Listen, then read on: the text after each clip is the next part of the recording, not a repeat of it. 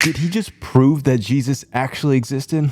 Watch this. How do we know Jesus even existed? Well, how do we know anyone existed? How do we know Alexander the Great existed? Or Tiberius, who was Rome's emperor in Jesus' time? Testimony. Tier list for testimony goes from best to worst: eyewitnesses, people who talk to eyewitnesses, and outside sources. Jesus had 4 people from the first 2 tiers who wrote about him. 1 eyewitness, John; 1 eyewitness whose status is disputed, Matthew; and 2 guys who recorded eyewitness testimony, Mark and Luke. Those are all either eyewitnesses or guys who recorded what eyewitnesses said. Now, 4 might sound low when you consider that today, a celebrity can't even fart without 10 iPhones streaming it. But what if I told you that the most famous man alive in that era, Emperor Tiberius, only had 4 major accounts written about him, and only one of those was by someone who was even alive while he was? There's more eyewitness testimony for Jesus than the Emperor of Rome, but we don't question whether the emperor existed. Now, 4 sounds low in modernity, but we're talking about antiquity. Most people couldn't even read, let alone write. So it's not suspicious that there are 4 written accounts of Jesus' life. It's surprising that there are any, and remarkable that there are 4. He wasn't a famous politician. He was a nomad. His audience was poor farmers in the backwaters of Galilee